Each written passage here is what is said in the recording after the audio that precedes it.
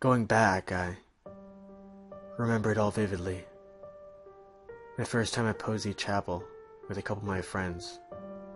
Nobody was really scared, after all.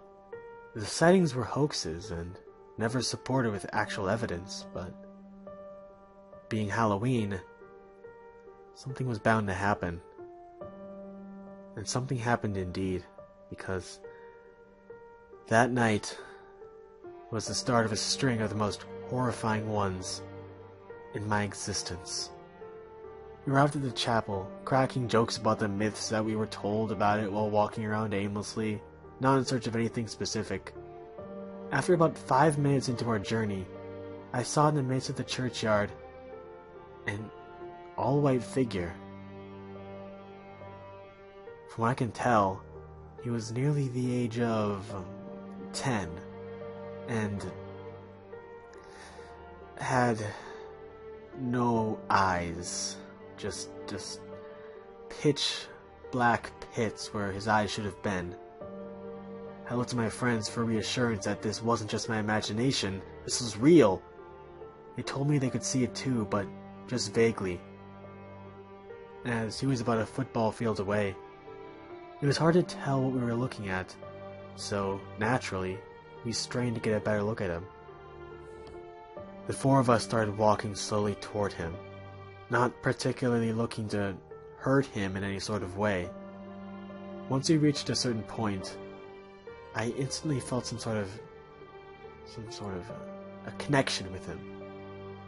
I was the only one he looked at, considering he had black pits for eyes.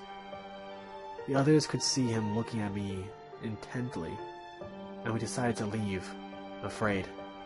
We got back in the car and waited about 5 minutes before leaving, just to see if anything would happen. Nothing did. But the minute my head hit the pillow that night, is when things started to happen. That first night, Halloween 2014, I had a dream about him, the boy from the chapel. It was all a recap from that night, except everyone's teeth were rotted out and or had cavities. These dreams occurred each night for 8 days. So in each dream, he would get about 10 yards closer, and the dream would always cut off just as I closed the door. After 8 nights, the dream had occurred 8 times consecutively, and he was about 20 yards away from me. So we went back to Posey Chapel. The dream stopped after that visit.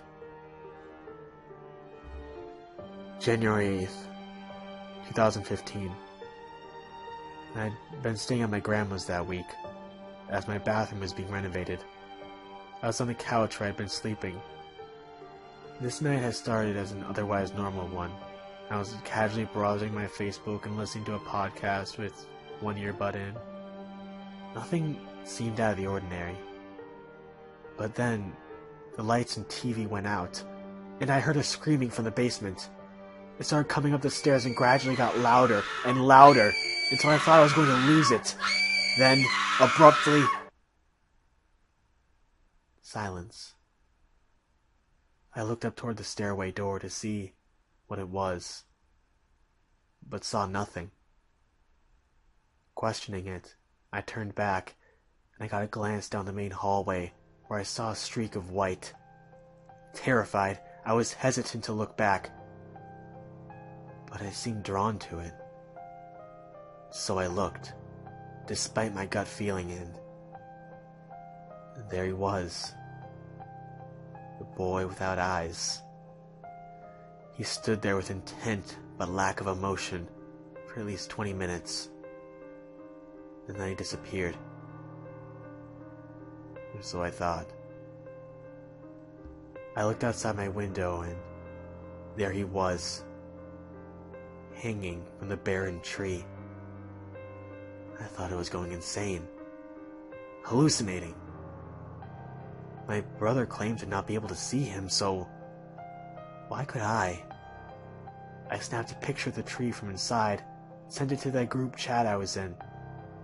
Nobody saw anything except what they thought was snow. But I knew it was him. Gathering up my courage and going against my own gut, I went outside to take a different picture, this time with a flash on. I only cracked open the door to do so, as I didn't want to leave the comfort of the house, no matter if he could get inside. This time, he was sitting in the tree rather than hanging from a noose. This was what struck me as extremely odd. I took the picture despite his changed position and rushed inside, sending it to my group chat again. This time, I could see him. He stood out against the snow as a lighter, blurrier white. After this, I felt compelled to go back outside and face him, ask him what he wanted from me. So once again, I gathered up my courage and went back into the freezing winter night. I looked up at the tree and yelled, "What do you want from me?" 10 seconds of silence filled the chilly air. And then, "Please come back."